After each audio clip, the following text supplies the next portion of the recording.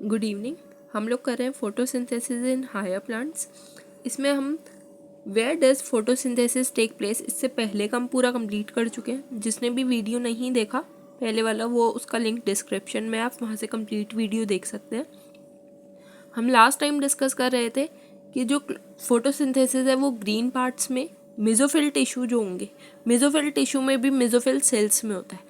Mesophyll cells में क्या होता है कि जो क्लोरोप्लास्ट होता है वो इनके वॉल्स पे, अलोंग विद द इनके वॉल्स पे ऐसे अरेंज करता है खुद को, किसके, लाइट के अकॉर्डिंग।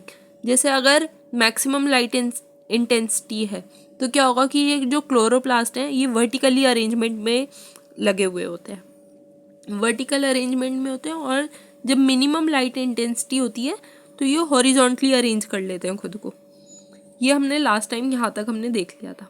अब हमें स्टार्ट करना है पूरा लाइट रिएक्शन क्या होती है, डार्क रिएक्शन क्या होती है, ये सारा हम डिटेल में पढ़ेंगे। एनसीईआरटी में हमने लास्ट टाइम ये मार्क कर लिया था, the mesophyll cells in the leaves have a large number of chloroplast aligning themselves along the wall of mesophyll cells that they get optimum quantity of incident light. इसमें ये last time PYQ है कि maximum light पे question आया था कि जब maximum light intensity होती है तो क्लोरोप्लास्ट अरेंजमेंट कैसा होता है, उनमें वर्टिकल अरेंजमेंट होता है। अगर मिनिमम होगी तो उनमें हॉरिजॉन्टल अरेंजमेंट होगा। जैसे अगर हम अपना खुद का एग्जांपल भी लें तो क्या होता है, जब बहुत ज़्यादा धूप होती है तो हम उसमें बहुत ज़्यादा धूप में जाके गर्मी के टाइम पे ऐसे वहाँ पे बैठना या पूरा लेटना पसंद नहीं करते, क्योंकि वो और गर्मी लगेगी और इरिटेशन होगी।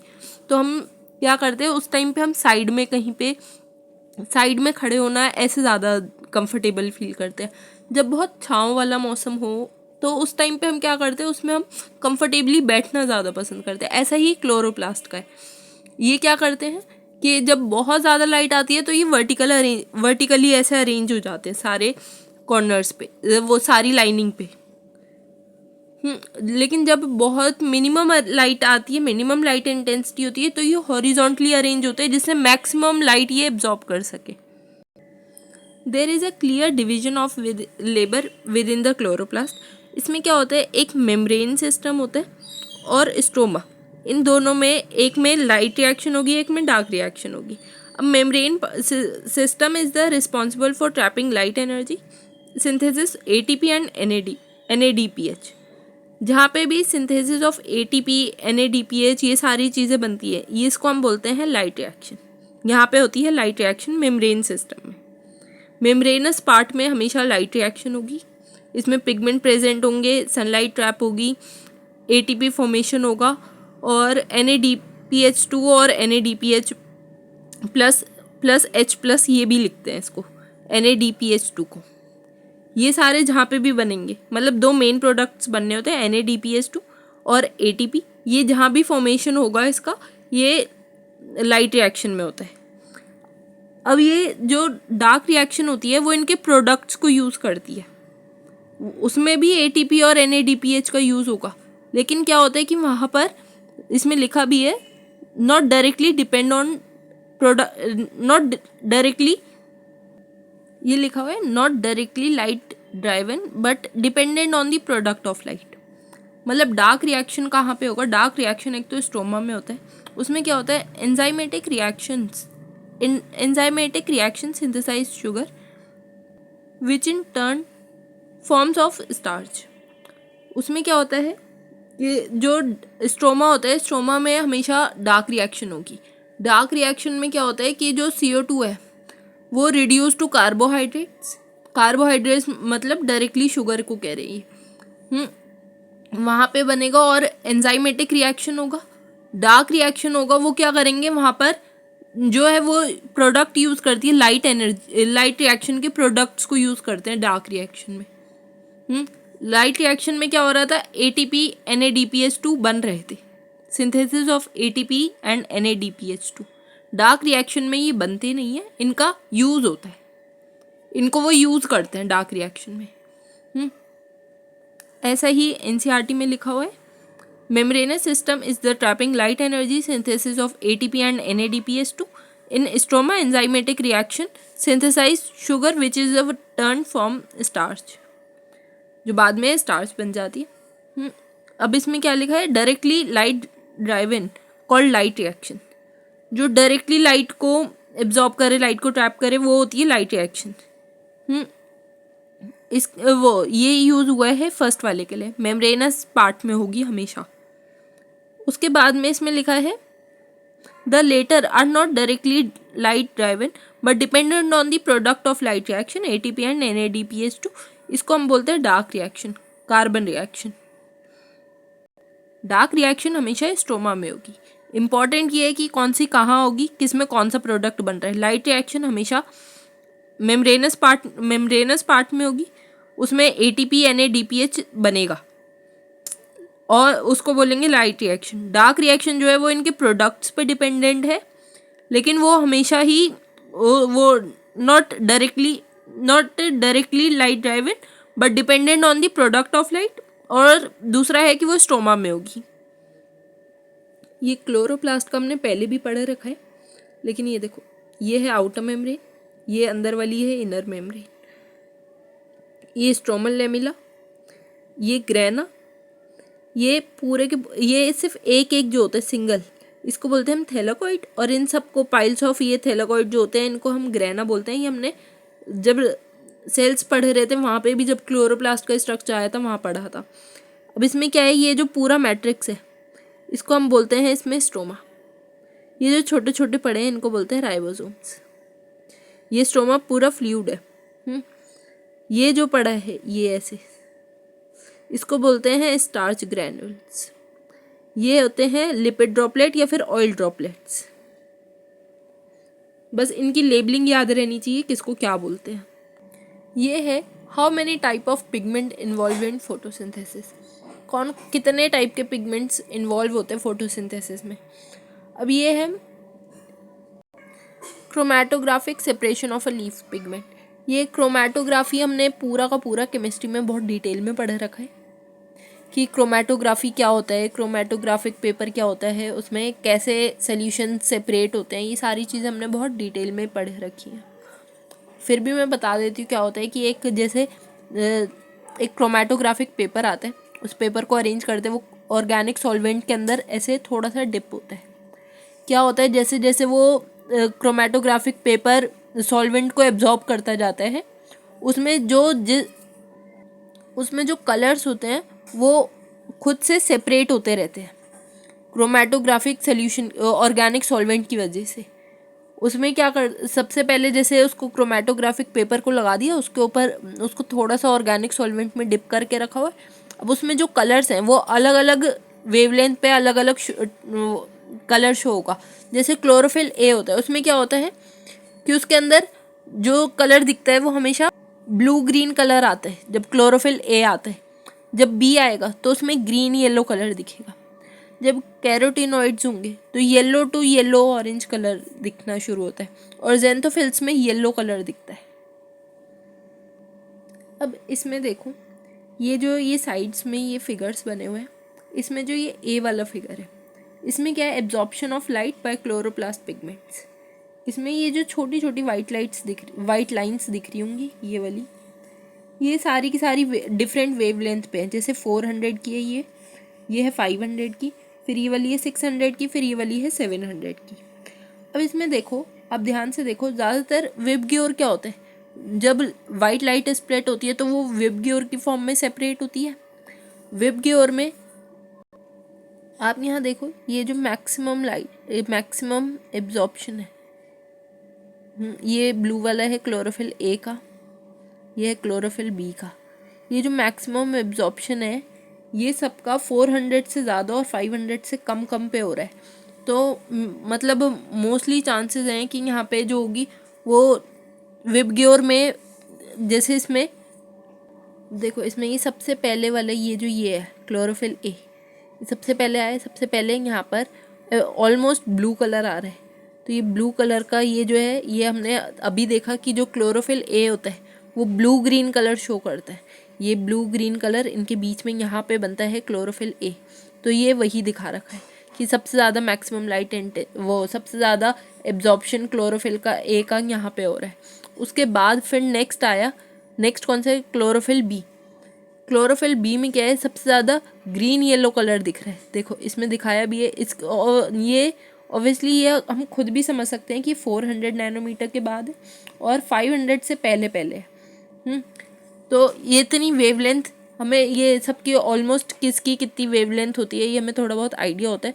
उसके अकॉर्डिंग आप देखो कि ये जो क्लोरोफिल बी है ये ग्रीन और येलो के बीच में आएगा। ग्रीन येलो की जो शेडिंग, यहाँ पे मैक्सिमम एब्जॉर्प्शन होगा क्लोरोफिल बी का।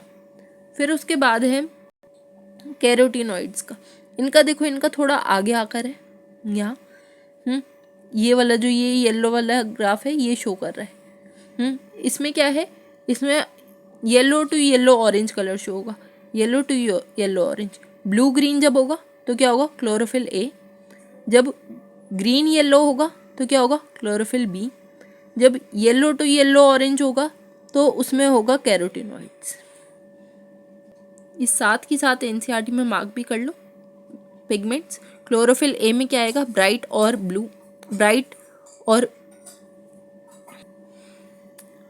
Blue green in chromatogram. फिर क्लोरोफिल बी में क्या आएगा, येलो ग्रीन। ज़ेंथोफिल्स में ओनली येलो। कैरोटीनॉइड में येलो टू येलो ऑरेंज।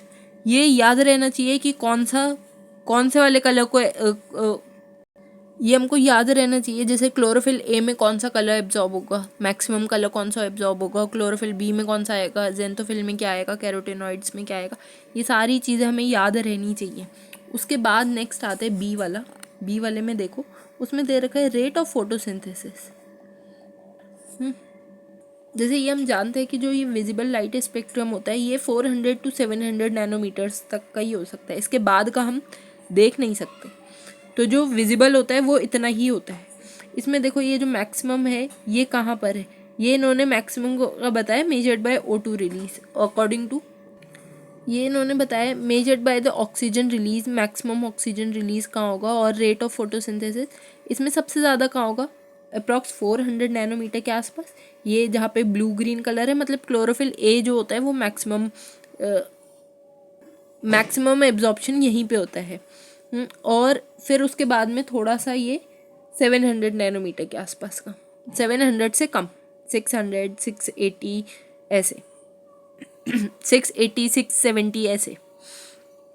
अब इसके बाद में नीचे लास्ट वाले में दिखाया है दोनों की सुपर इम्पोज्ड इमेज। दोनों की सुपर इम्पोज्ड इमेज का क्या मतलब है, इन दोनों को ग्राफ ए और ग्राफ बी दोनों को एक के ऊपर एक सुपर इम्पोज्ड किए। इसमें देखो, इसमें लास्ट वाले में लिखा भी है, ये क्या दिखा रहे हैं, ब्लैक वाला जो है ये शो कर रहा है रेट ऑफ फोटोसिंथेसिस और ये जो ब्लू वाला है ये शो कर रहा है एब्जॉर्प्शन। मैक्सिमम एब्जॉर्प्शन जहाँ हो रहा है वहीं पे मैक्सिमम फोटोसिंथेसिस हो रहा है। यहाँ पे देखो मैक्सिमम, यहाँ पे भी मैक्सिमम हो रहा है, रेट ऑफ फोटोसिंथेसिस भी वहाँ मैक्सिमम है जहाँ पे ये एब्जॉर्प्शन मैक्सिमम हो रहा है। देखो अब इसमें लिखा भी है wavelength at which there is a maximum absorption of chlorophyll a that is blue and red region. सबसे ज़्यादा ब्लू और रेड रीजन में हो रहा है, ये हमें दिख भी रहा है ग्राफ के थ्रू। ये देखो यहाँ पर जो है ये ब्लू लाइट होगी और जो लास्ट में होती है विबग्योर में, उसमें लास्ट में रेड आते हैं। विबग्योर VIBGYOR आर में सबसे लास्ट में रेड आते हैं। तो सबसे ज़्यादा या तो ब्लू में हो रही है या रेड में हो रही है। तो ये क्या दिखाता है, हायर रेट ऑफ फोटोसिंथेसिस। सबसे ज़्यादा हाई रेट फोटोसिंथेसिस यही होगा। Chlorophyll A is a chief pigment associated with the photosynthesis. ये सारा का सारा ग्राफ की ये डिटेल्स इंपॉर्टेंट है, इतना मैक्सिमम आप लोगों को पता होना ही चाहिए। ग्राफ में इससे ज़्यादा कुछ भी नहीं आएगा, बस इम्पॉर्टेंट ये है कि जैसे क्लोरोफिल ए में ब्राइट और ब्लू ग्रीन कलर दिखेगा, क्लोरोफिल बी में येलो ग्रीन, ज़ेंथोफिल्स में येलो, कैरोटीनॉइड्स में येलो और येलो ऑरेंज कलर दिखेगा। इसमें सबसे ज़्यादा मैक्सिमम एब्जॉर्प्शन कहाँ हो रहा है, ब्लू और रेड रीजन में हो रहा है। जहाँ पे मैक्सिमम एब्जॉर्प्शन हो रहा है और मैक्सिमम वो एब्जॉर्प्शन क्लोरोफिल ए में होता है। ठीक है, और इम्पॉर्टेंट है chlorophyll a is the chief pigment associated with the photosynthesis. दो chlorophyll is the major pigment responsible for trapping light other thylakoid pigments like chlorophyll B, xanthophyll and carotenoids which are called accessory pigment. इन्होंने बताया है कि जो chlorophyll A होता है वो तो मेजर पिगमेंट है, लेकिन जो बाकी के होते हैं जो जैसे क्लोरोफिल बी हो गया, जेंथोफिल्स हो गया, कैरोटेनॉइड्स हो गया, इन सबको, इन तीनों को हम बोलते हैं accessory pigments. Absorb light and transfer energy to chlorophyll a. इनका क्या काम होता है, इनका जो रोल होता है ना, ये भी लाइट को एब्जॉर्ब करेंगे और ये ट्रांसफ़र करते हैं एनर्जी क्लोरोफिल ए को. And they not only enable a wider range of wavelength incoming light to be utilized for photosynthesis but also protect chlorophyll A to photo oxidation. मतलब खुद सोचो, अगर कोई से भी बाकी जैसे अगर chlorophyll A he chief pigment है, बाकी कोई से भी हो ही ना, तो क्या होगा, सारी की सारी लाइट इंटेंसिटी सिर्फ क्लोरोफिल ए को एब्जॉर्ब करनी पड़ेगी, जिसकी वजह से वो उसमें क्या होगा, फोटो ऑक्सीडेशन होगा. कोई भी चीज़ हम ज़रूरत से ज़्यादा करें तो वो चीज़ ख़राब ही हो जाती है. तो वही चीज़ है, अगर क्लोरोफिल ए अकेला ही सारी लाइट को ट्रैप करेगा तो उससे क्या होगा कि उनमें फोटो ऑक्सीडेशन होना स्टार्ट होगा. अब क्या होता है कि ये जितने भी हैं सारे, एक चीफ पिगमेंट हो गया क्लोरोफिल ए, बाकी के सारे accessory pigment chlorophyll b, xanthophyll, carotenoid, ये सब के सब लाइट एनर्जी को ट्रैप करते हैं. इससे क्या होता है कि थोड़ी थोड़ी, एक तो ये लाइट एनर्जी डिवाइड हो जाती है सब में, और दूसरा बाकी के सारे transfer to energy to chlorophyll a, ये सारे के सारे बाद में एनर्जी ट्रांसफ़र तो क्लोरोफिल ए को ही कर रहे हैं, और उसके अलावा ये लाइट पूरी यूज़ हो रही है, और ये सब के सब प्रोटेक्ट भी कर रहे हैं क्लोरोफिल ए को फोटो ऑक्सीडेशन से, but also protect chlorophyll A from the photo oxidation. ये सबको समझ आ गया? अगर यहाँ तक अगर कोई भी डाउट है आप मेरे से कमेंट में पूछ सकते हो, कोई चीज़ दोबारा रिपीट करानी हो तो वो भी आप पूछ सकते हो. अब इसके बाद नेक्स्ट आता है व्हाट इज़ लाइट रिएक्शन. अब नेक्स्ट आता है what is light reaction. The pigments are organised into two discrete photochemicals light harvesting complexes within the photosystem 1 and photosystem 2. The named in the sequence of their discovery, not the sequence in which they function during the light reaction. ये इनकी discovery के according रखा गया था. इनके function से कोई मतलब नहीं है कि पहले एक में ही होगा फिर दूसरे में ही होगा, ऐसा नहीं है. ये इन्होंने बताया the named in the sequence of their discovery, इनकी डिस्कवरी के सीक्वेंस में रखा गया है नाम. Not the sequence in which they function during the light reaction, इनके फंक्शन के अकॉर्डिंग नहीं है. ये लाइन इंपॉर्टेंट है, ये याद रहनी चाहिए कि जो इनके नाम पड़े थे फोटो सिस्टम 1 और फोटो सिस्टम 2, ये इनकी डिस्कवरी के बेसिस पे है, इनके फंक्शन के बेसिस पे नहीं है. ठीक है. Light harvesting complexes are made up of 100 of pigment molecules bound to the proteins. ये कैसे बने? बहुत 100 ऑफ मॉलिक्यूल ऑफ प्रोटीन्स के, and each photosystem has all pigments except one molecule chlorophyll A, forming the light harvesting complex antenna. अब ये antennae word किसके लिए use कर रहे हैं? ये जो एसेसरी पिगमेंट्स है ना, इन्हीं को कह रहे हैं एंटीने. क्लोरोफिल ए को छोड़ के, क्लोरोफिल ए क्या था? वो था चीफ पिगमेंट. बाकी के सारे क्या थे? सारे के सारे जैसे क्लोरोफिल बी, जेंथोफिल्स, कैरोटेनॉइड्स, ये सारे के सारे क्या थे? ये सारे के सारे थे एसेसरी पिगमेंट्स. एसेसरी पिगमेंट्स को ये कह रहे हैं antennae. These pigment help to make photosynthesis more efficiently by absorbing different wavelength. The single chlorophyll a forms a reaction centre. सिर्फ जो एक क्लोरोफिल ए होता है जो कि चीफ पिगमेंट है, वो बनाता है रिएक्शन सेंटर.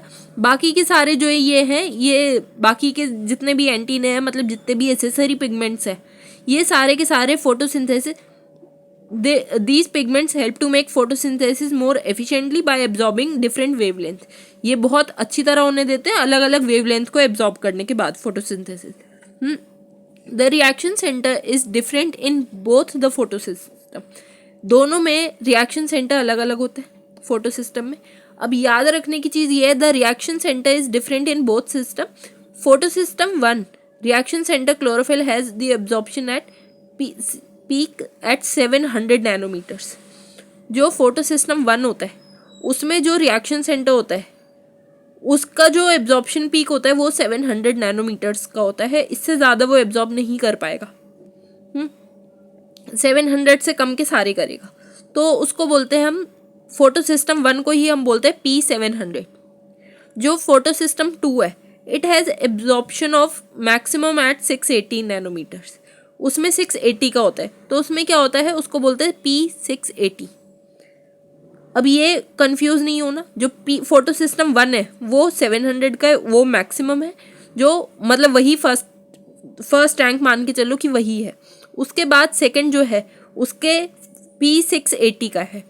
बहुत बार क्या होता है कि सब लोग ना ये उल्टा याद कर लेते हैं, जैसे फोटो सिस्टम 2 है वो ज़्यादा है, वो सबको लगता है कि वो बड़ा है, उससे P700 याद हो जाता है। ये नहीं करना, जो मैक्सिमम है वो है फोटो सिस्टम 1 में है P700 है, उसको बोलते हैं, और फोटो सिस्टम 2 600 नैनोमीटर है, जिसको P680 बोलते हैं। अब इसके बाद हम स्टार्ट कर रहे हैं the electron transport in photo system 2। The reaction centre chlorophyll A absorbs 680 wavelength of red light, causing electron to become excited and jump into the orbit of atomic nucleus. These electrons are picked by the electron acceptors, which passes to a electron transport system. अब इससे पहले ये 13.4 वाला figure देखो, 13.4 वाले में ये दिखाया गया है। ये इसमें देखो ये बताया कि ये वाला रिएक्शन सेंटर है, यहाँ पे ये फोटोन मतलब यहाँ पे लाइट आ रही है, यहाँ से ये सारे के सारे लाइट को ट्रैप कर रहे हैं। उसके बाद में इनके मॉलिक्यूल जो इलेक्ट्रॉन्स हैं वो एक्साइटेड होके ऐसे ऊपर की तरफ को जंप करेंगे तो ये प्राइमरी एक्सेप्टर जो है वो इन्हें कैच करेगा, आगे जाकर वो इन्हें इलेक्ट्रॉन ट्रांसपोर्ट सिस्टम के थ्रू ट्रांसफ़र करेगा। ये हम पूरा आगे डिटेल में पढ़ेंगे। इससे पहले ये लाइट हार्वेस्टिंग कॉम्प्लेक्स, ये समझ आया लाइट हार्वेस्टिंग कॉम्प्लेक्स है क्या। इसके अंदर देखो ये याद रहना चाहिए, ये रिएक्शन सेंटर है, यहाँ पर ये सारे के सारे क्या हैं, ये सारे पिगमेंट मॉलिक्यूल्स हैं। ये फोटोन मतलब कोई भी लाइट एनर्जी यहाँ पे आई, यहाँ पे इन सब में एब्जॉर्ब होगी, और यहाँ से ये आगे दूसरे वाले में दे रखा है कि यहाँ से मॉलिक्यूल जो इलेक्ट्रॉन्स है वो एक्साइटेड होकर जंप करेंगे तो वो प्राइमरी एक्सेप्टर उन्हें कैच करेगा और फिर वो आगे जाएंगे। यहाँ पे सिर्फ पढ़ने के लिए ये था कि रिएक्शन सेंटर क्या है, पिगमेंट मॉलिक्यूल्स क्या है, लाइट हार्वेस्टिंग कॉम्प्लेक्स में दे रखा है ये। अब इसके बाद में ये हमने देखा कि फोटो सिस्टम 2 में क्या होता है, जो रिएक्शन सेंटर है फोटो सिस्टम 2 में रिएक्शन सेंटर क्लोरोफिल ए जो है वो कितनी लाइट को एब्जॉर्ब करेगा, 680 मैक्सिमम। अगर 680 से ज़्यादा होगी तो वो कहाँ जाएगी, वो फोटो सिस्टम 1 में जाती है। फोटो सिस्टम 1 का था 700, फोटो सिस्टम 2 का है 680। उसमें क्या है, जो इलेक्ट्रॉन्स हैं वो एक्साइटेड होंगे, जंप करेंगे, और उनको जंप करने के बाद electrons are picked by electron acceptor. इनको इलेक्ट्रॉन एक्सेप्टर्स जो है वो पकड़ लेंगे और उनको आगे पास करेंगे। This movement of electron is downhill, oxidation, reduction और रिडॉक्स पोटेंशियल इसके। The electrons are not used as pass through the electron transport chain but passes through the pigment photosystem 1। इन्होंने बताया, देखो जैसे ये समझो ये है फोटो सिस्टम 2। फोटो सिस्टम 2 से क्या हुआ, यहाँ पे लाइट पड़ने पर यहाँ से एक इलेक्ट्रॉन ऐसे एक्साइटेड होके ऐसे जंप किया उसने, इलेक्ट्रॉन एक्सेप्टर ने उसे पकड़ लिया, इलेक्ट्रॉन एक्सेप्टर ने पकड़ के उसको इलेक्ट्रॉन ट्रांसपोर्ट सिस्टम के से यहाँ पे भेज दिया, इलेक्ट्रॉन ट्रांसपोर्ट सिस्टम पे से यहाँ पे आ गया, वो यहाँ पे था फोटो सिस्टम 1, फोटो सिस्टम 1 में आ गया। इसके जो अपने मॉलिक्यूल थे फोटो सिस्टम 1 के, ये एक्साइटेड हुए, ये एक्साइटेड होके इन्होंने जंप किया। अब ये वापस तो आ नहीं सकते, यहाँ से क्या हुआ, NADP के आने से NADPH2 का फॉर्मेशन होता है, इसमें ये बताया इन्होंने। और जब ये यहाँ से फोटो सिस्टम 2 से यहाँ एक्साइटेड होके जंप करा और इलेक्ट्रॉन एक्सेप्टर ने इन्हें पकड़ लिया, तो ये क्या हुआ, थोड़ी सी जो एनर्जी रिलीज हुई वो ADP से यहाँ पे बन गया ATP। यहाँ पे ATP फॉर्मेशन होता है। फर्स्ट टाइम यहाँ पे जब पहली बार इलेक्ट्रॉन एक्साइटेड होके जंप करेगा तब होता है ATP का फॉर्मेशन। जब वो आकर इलेक्ट्रॉन ट्रांसपोर्ट सिस्टम से चेन में के थ्रू दूसरे फोटो सिस्टम के पास जाएगा और वहाँ से दूसरा इलेक्ट्रॉन जंप करके जो बनाता है वो बनता है NADPH। यही इसमें पूरे पैराग्राफ में लिखा हुआ है। Electron are not use pass through the electron transport chain but pass to the pigment of photosystem 1। photosystem 1 are also excited when they get red light of wavelength 700 nanometre. जो 700 के ऊपर की अगर light पड़ेगी तो क्या होगा कि वो उसके भी जो इलेक्ट्रॉन है वो भी एक्साइटेड होने शुरू हो जाएंगे। ठीक है, उसके बाद दे मूव, क्या होगा जब फोटोसिस्टम 1 है, फोटोसिस्टम 1 के जब इलेक्ट्रॉन एक्साइटेड होंगे वो भी जंप करेंगे, वो जंप करेंगे तो उनमें दूसरा जो एक्सेप्टर है वो उन्हें पकड़ लेगा। उनमें भी ग्रेटर रेडॉक्स पोटेंशियल के बाद उनमें क्या होगा कि these electrons are move down hills again, वो दोबारा से नीचे की तरफ को आएंगे। अब वो आएंगे तो क्या होगा, एनर्जी रिच होगी उनमें, NADP से NADPH2 बनेगा। ठीक है, यही इसमें पूरे पैराग्राफ में बताया गया है कि जब वो डाउन हिल से वापस आएंगे, जैसे ये यहाँ से इधर से ये इलेक्ट्रॉन एक्साइटेड होके जैसे ये एक बार यहाँ से जब वापस आए तो क्या बना, ATP फॉर्मेशन हुआ। जब ये यहाँ से ऐसे वापस आएंगे तो उसमें क्या बनेगा, NADP से NADPH2 बनेगा। NADPH2 को हम ऐसे NADPH plus H plus ions ऐसे भी लिख सकते हैं। Whole scheme of the transfer of electron starting from photosystem 2 up hills to the acceptor, down electron transfer to the photosystem 1 excited to the electron transfer to another acceptor, finally downhill NADPH reduced to it NADPH2, this is called Z scheme। इसको क्या बोलते हैं, इस पूरे को बोलते हैं Z scheme। देखो इसमें सबसे पहले यहाँ फोटोसिस्टम 1 से फोटोसिस्टम 2 से यहाँ इलेक्ट्रॉन एक्साइटेड हुए, ऊपर गए इलेक्ट्रॉन एक्सेप्टर के पास, डाउन हिल से आए फोटो इलेक्ट्रॉन ट्रांसपोर्ट सिस्टम के थ्रू। जब इनमें ATP फॉर्मेशन हो चुका है, यहाँ पे आए फोटोसिस्टम 1 के पास, यहाँ से फिर से एक्साइटेड हुए, एक्साइटेड होके फिर से दूसरे इलेक्ट्रॉन एक्सेप्टर के पास गए, यहाँ पे बनाते हैं ये NADPH2। यहाँ पे ये जो ये पूरा बन रहा है इसको बोलते हैं Z स्कीम। ये जो ऐसे Z की फॉर्म में बनता है इसी को बोलते हैं हम Z स्कीम। इसमें लिखा भी है due to characteristic shape the shape is formed when the carrier are the placed in the sequence on the redox potential scale. ये इंपॉर्टेंट है कि Z स्कीम किसके बेसिस पे बनता है, क्यों बनता है, कैसे बनता है। ये पूरा का पूरा आई होप समझ आ गया होगा। अगर नहीं आया तो वो आप मेरे से कमेंट में दोबारा पूछ सकते हो। वीडियो अच्छा लगा हो तो वीडियो लाइक करो, चैनल सब्सक्राइब करो। Thank you.